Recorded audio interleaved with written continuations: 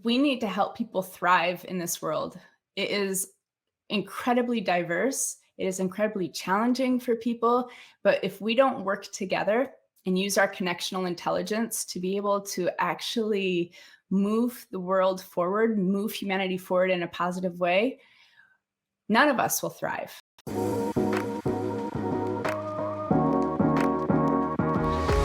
Hello and welcome to Love as a Business Strategy, the podcast that brings humanity to the workplace. And we are here to talk about business, but we want to tackle topics that most business leaders shy away from. We believe that humanity and love should be at the center of every successful business. I'm your host, Jeff Ma, and as always, I'm here to have conversations and hear stories with real people about real businesses. And my guest today is Kristin Ekkens. She's the CEO and founder of Exponential Inclusion. She's an award-winning cultural strategist, solutions architect, high-performance coach, and TEDx speaker. And so I'd like to welcome to the show, Kristin Ekkens. How are you? Thank you. Thank you. I'm fantastic today. Good to see you, Jeff. Yes, thank you so much for joining us. And I take people, I don't openly share this, but I have, when I'm talking, I have this notes sheet up. Okay. And Yes. so for you and everyone, I don't take deep, intricate notes. I just put splatterings of words. And for you, I just underline the word supernodes. So we're going to get to that later. Fantastic. I can't wait. One of my favorite words. Before we get there though, tell me a little bit about like your passion. What are your passions and how did you get to today with that passion? Yes. Well, I would say my passions have converged over the years. So they've built and layered. And where I'm at today is really the focus for me, and what I've realized the red thread throughout my entire life has been around inclusion and belonging. So what makes me tick, what makes me wake up in the morning, be filled with joy, is being able to actually do this work with companies, with individuals, with teams. And by this work, I mean helping people figure out how to thrive as their authentic self and to be able to come into new situations, work with new people with all diverse perspectives and figure out how do we be our best selves? How do we show up that way? And when tension rises, how do we actually figure out how to work better together? So I find so much joy, and I mean, there's so many pieces of that, but right now it's entrepreneurship combined with that. So being able to do this via online business and in person, working with teams from around the world. So that's what it is for me. It's inclusion and belonging. That's awesome. Where does like your passion for inclusion kind of center around? Like, what's its origin story? Yes. I love that question because it gives me an opportunity to share a little bit of my story, but at the same time, it changes every time I tell it. So for me, I've come at it from a perspective of global diversity and figuring out, I grew up in an area that was people would call inner city. And at that time, really difficult situation with gangs. And so here I am. And for those who aren't watching this, I'm a white female. I am straight. I am, someone who shows up. And the thing that I found being in the inner city, for me, I never felt like a fish out of water in the inner city. I felt like a fish out of water when I was going to, for example, the private school that I went to, and being with people who looked like me, but I felt like I wasn't connecting, that I didn't belong, that I was just thinking differently, and I couldn't figure out what was going on behind the scenes. So fast forward, I ended up going to, in college, living abroad and living in Spain, in Mexico, in Costa Rica. Entonces hablo español también, so I speak Spanish also. And that completely shifted my worldview. So I don't want to go too long in the story, but I had one of those reverse culture shocks. And if anyone, I don't know, Jeff, if you've ever experienced that, but if any of the listeners have, but this reverse culture shock is something that for me, it put me into a little bit of a depression, that I had to think about myself deeply, my identity, who I was, how I was showing up. I connected more with the culture in Spain than I did with my home culture here in the United States. And it was a very weird I say that not lightly, but weird experience for me that I had to figure out who I was again. So that led me down the path to actually study and go into my master's is in teaching English to speakers of other languages. So study language, study culture. My undergrad is in linguistics and in Spanish. And then now I'm actually at Stanford in an executive education program and focused on innovation. So if you ask me, the convergence now has been around inclusion, my own story of working with people from all around the world, figuring out how to speak the language that helps us communicate, find that common denominator between us, and then now bringing an edge around innovation and figuring out how do we actually innovate on a whole new level around inclusion. So that's how it kind of winds into where it is today. Thank you for sharing that story. I love it. I appreciate that vulnerability. Yeah, Um, absolutely. when it comes to the word inclusion, I feel like over the last, if you brought it up like 3 years ago, let's say, Mm, if it wasn't, it was kind of like, oh, what do you mean? Like it wasn't even very common. And it seems like over the last 2 years, it's basically overused in a sense. And yes. so I always like to ask these types of questions where like when something grows this fast or when something becomes mainstream this fast, Yes. um, it tends to evolve very quickly in different ways, and Yes. people also misunderstand it. So my question for you is, from your perspective, what do people have wrong about D&I? Like what are they not, Ooh, what are they getting wrong? yes. Yes. Oh, that's such a good question because what I'm seeing, and it's polarizing right now. So when you say the words diversity, you say equity, you say inclusion, all three of those words will give strong reactions typically, or people that just shrug it off and say whatever. um, it can be those ways, but when you find something that you have such strong reactions on, what people are getting wrong is really thinking about diversity. And when they think about inclusion, they think about it as representation. They think about it as, okay, and sometimes they go into the quota mindset. For if I'm in an organization, then they'll say, oh, so my manager wants inclusion, or my manager wants to have more diverse people. And I do air quotes on that because they're talking about, when they say that, racially diverse. And they're also going to a place of, saying like, well, why would they choose them over me? It's because of color of skin, or it's this whole story we make up. And I say we because there's so many stories that every single person makes up because we're human. So we have bias. So we jump into it in a lens from our perspective that we can really get it wrong and start thinking about inclusion as just straight diversity, which is a very different thing. And Mhm. diversity we get wrong sometimes when we think about it just as racial or ethnic differences, when it can be so many things about who we are: socioeconomic status, religious beliefs, education, sexual orientation, gender expression. I mean, I could keep going on for a long time. Diverse perspectives and how we actually operate, how our minds operate.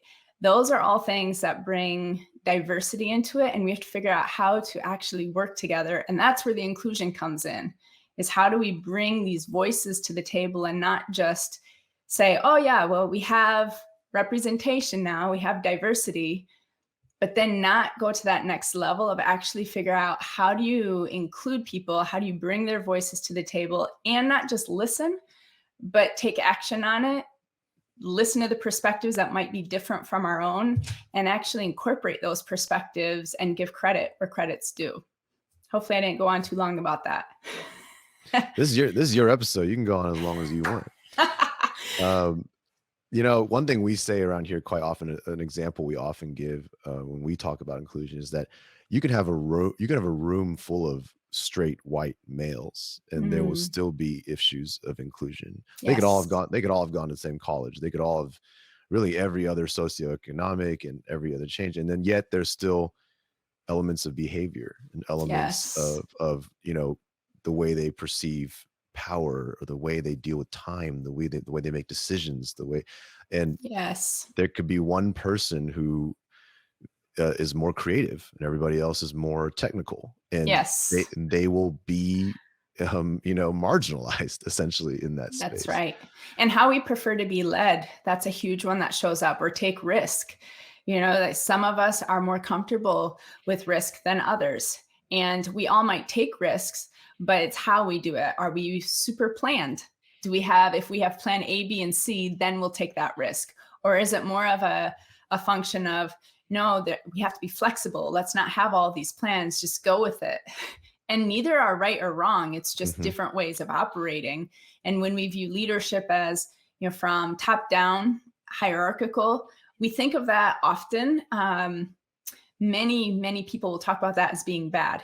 It's not a bad way of operating. It's just one way of preferring to be led or leading. And the other side is a flat organization. Now, it has its implications when you have people in an organization, which you always will, that will think on one end of the continuum and the other, and then trying to work better together. That's where the challenge comes in. So I guess on that note, one of the things that I've been focused on in my career is cultural intelligence. And that's really talking about how do we work and relate effectively across cultures. We have to better understand the perspectives, where they're coming from, our cultural values, but then also not just understand, but be able to do differently. So I think this is the other place, if I were to say, where people get it wrong when they start talking about inclusion. They get in this world of learning and they stay in the knowledge state.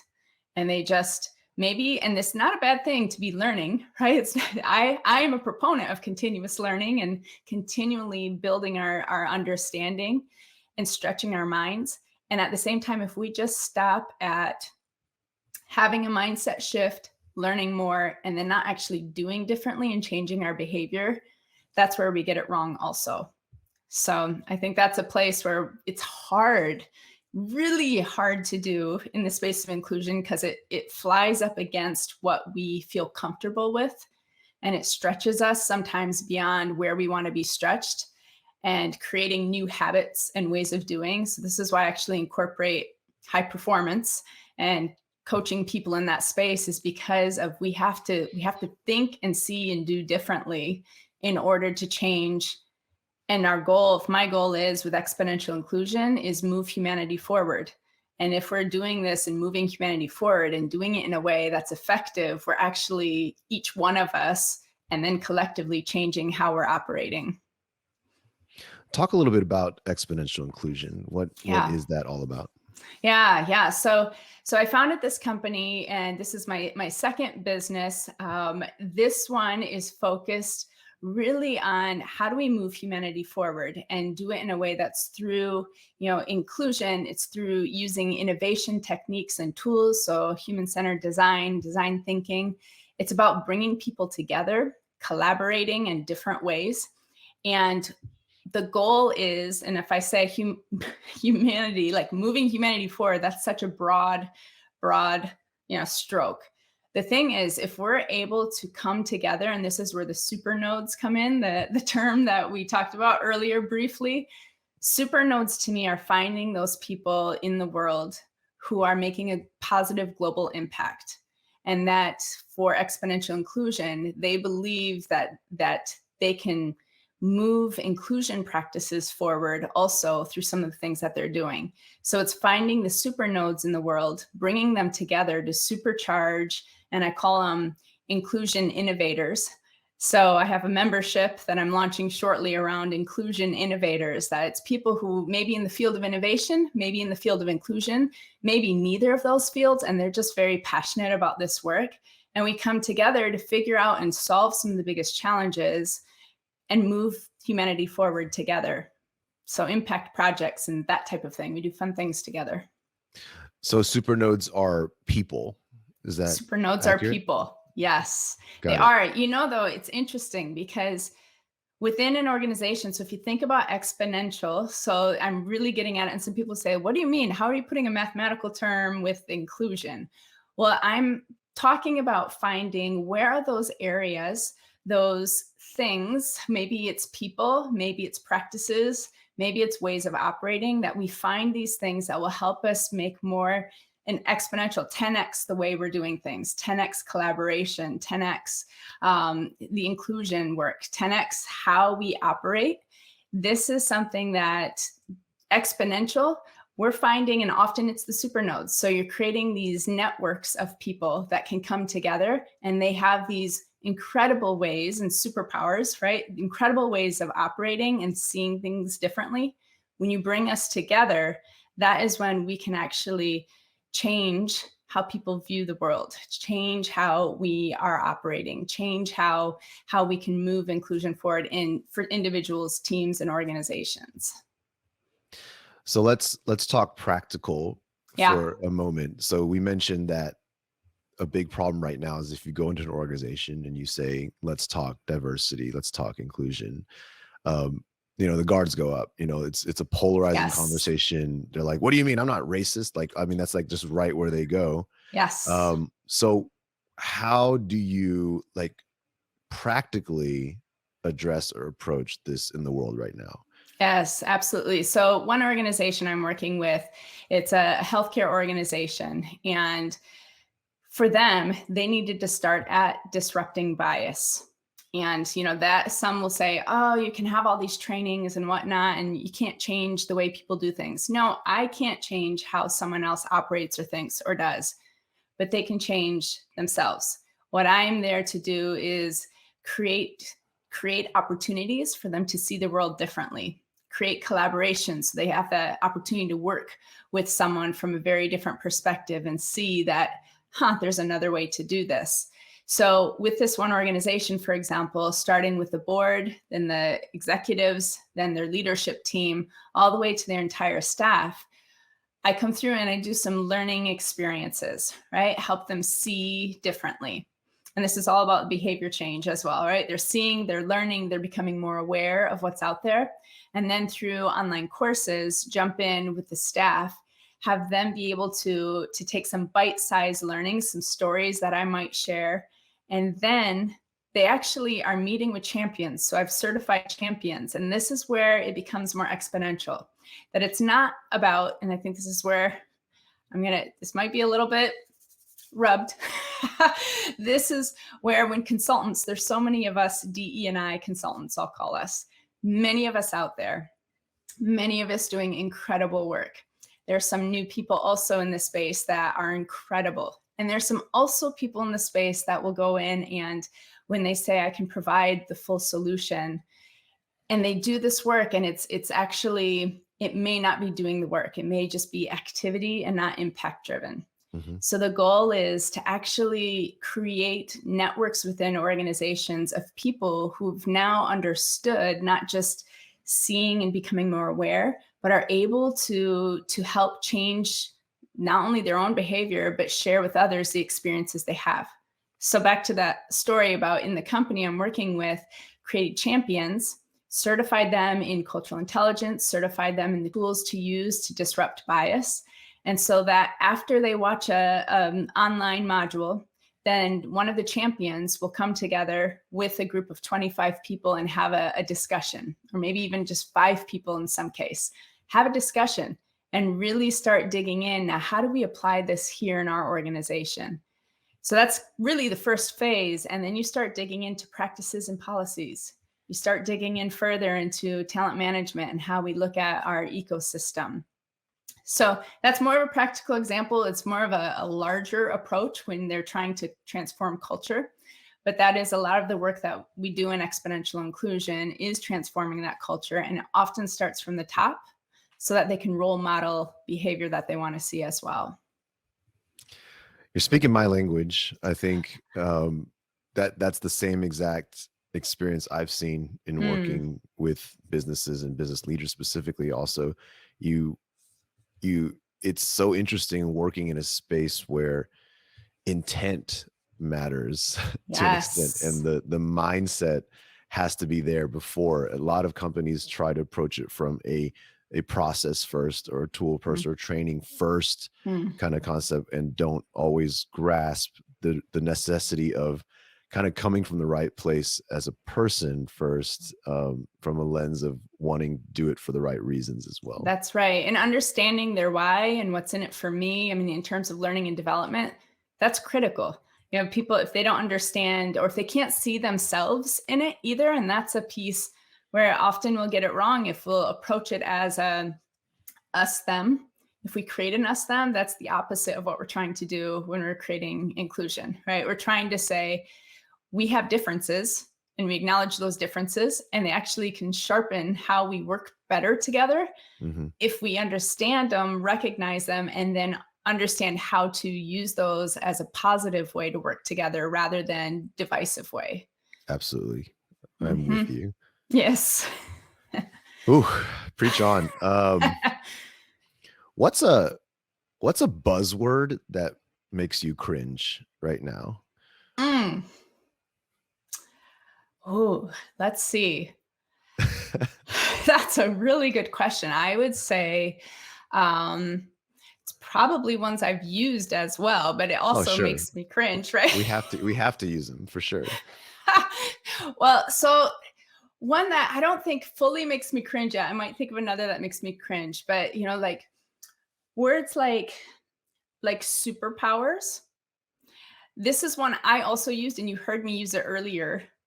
But at the same time, it's trying to understand, like, well, what do we mean by that? The superpowers that we have. Like, it's just diving in deeper to understand because power, that word in and of itself, is a dangerous word in some ways. And understanding, the strengths that we have. So we get what superpowers mean, but at the same time, it can be so overused that it just becomes watered down. And this is the challenge for me in the space that I'm in. When I talk about innovation and using innovation practices to do this, it's like it becomes, okay, we're an innovative company. Well, it becomes watered down as we use it so much. High performance, it's another one I use because I'm certified in it, but it becomes watered down, or we don't fully understand what it actually means. And the way that I use it, and I was certified by the High Performance Institute. And how we approach it is you're not looking at peak performance, because that's how I've actually burned out twice in my career so far, going through peak performance and just pushing and thinking I'm at the top of my game. But on the other side of that was a steep cliff, right? So the thing, and especially in inclusion, it's such an emotional work that leaders in the inclusion and diversity space, and leaders who are dealing with a lot of challenges related to this, if we don't take care of ourselves and think about high performance as sustained success over the long term, well-being, and that we have keeping our relationships at the same time, then we just start going for performance and remove some of our relationships, our personal side of life. This is where people experience burnout. So that's actually where some of the focus that I have in exponential inclusion is around supporting those supernodes, who often will experience, if they're working on a peak performance mindset, they'll experience the burnout and they won't be able to be the supernodes that they are. So it's supporting them through some high performance group coaching and one-on-one coaching so that they can be lifted up and do that great work that they know they can do. I think I've experienced what you're talking about. I think we just generalize it as consistency in the sense of like, how do you achieve consistency in what you're trying to do? Yes. Do you have any tips, advice, stories, or anything around consistency? Because I think it's a challenge for everyone, no matter what you're working on, but especially with the mindset, especially with trying to get here into all these great things you're talking about. Consistency is really hard. It is. And I'll share more of a personal story around this. So for me, I was always one that I still am this way. And this is where I have had to train and get to know why consistency is so important. I'm not one that loves consistency. I am the creative, the entrepreneur, the one that is saying, oh, give me something new to try today. Let me see what this is, the big idea person. And what I realized was, after going after these flashy ideas, and too many of them, and that everything looks good. And I see the world as abundance. And so sometimes when you see the world as abundance and you have my mindset of like, oh, yes, that sounds like so much fun. Let me try that. I'll find joy in that. And I don't realize how it all connects to the big picture or going towards the goal. How is it focused on the goal or the mission that I have? Then I can easily get burnt out. This is where consistency comes in, that finding those things that are the red threads or the habits that you're building that make things consistent, yet also experiment at the same time. So I'm finding this balance, and I still am. Every day is a balance and an experiment for myself, but of finding what are those consistent things that I can show up for. And one of the things is, even a morning routine. And before one of my burnouts, I did not have a morning routine, or I didn't think I did, right? I did some of the same things every time when I woke up, but it was not a routine. Well, one of the things that high performers do is they have a morning routine. It can be a 5-minute one, it can be a 10-minute one, but the things that they do are setting their mindset and their intention for the day. And that's where we can find, for myself, when I've done this, I find, okay, the consistency of that routine, it sets me on the right track. When I'm setting my intentions and I'm figuring out how do I actually focus for this day to be at my best and so that I can thrive, that makes it so that I can help other people thrive and I can accomplish my missions. So for me, it's like I found this newfound joy in being more consistent, even though I thought that was not something that I would enjoy at all. Right? There are moments that consistency, you throw it out the window. When I'm like, I'm going to be creative and put my sticky notes all over the place and do all of that. And there's things that, I may show up in different ways, but that's experimentation. Sure. And I can be consistent in my experimentation. Absolutely. 100% agree. I'm curious how, if someone's listening right now and they go, I think I'm a supernode, what do they do? What do you want them to do? Yes. Thanks for asking. Well, first of all, I'd love for them to reach out. So actually, if they want to go to my website, it's www.exi.global. So for Exponential Inclusion, they can go to my website and they'll see a button there that they can click on to learn more, contact me. And I personally will reach back out to them if they're a supernode and really interested in figuring out and learning more and seeing if there's something there for them. That would be a fantastic way. Another way is really, I show up on LinkedIn. If they want to follow me on LinkedIn and I'm sharing more stories about this, they can start learning more. I do LinkedIn Lives as well. This is a consistent moment, trying to be consistent with weekly show ups. Not quite there yet with the consistency, but working on that. But I'd love for them to follow me as well and be able to learn more and see if it's something for them. Absolutely. Kind of last brain pick here. If you had 30 seconds to have the ear of every business leader in the world, let's say, go. Just like what would you say to them today? Whew. I say we need to help people thrive in this world. It is incredibly diverse. It is incredibly challenging for people, but if we don't work together and use our connectional intelligence to be able to actually move the world forward, move humanity forward in a positive way, none of us will thrive. So coming together to make sure that we're helping our employees thrive, our teams thrive, and be their authentic selves is one of the most critical pieces of your job and critical pieces of the work that we can do together. I love it. Sorry to put you on the spot there. I love it. I'm going to have to rethink that one a few times now. I'm sure I'll find a few more 30-second nodes that I'll use.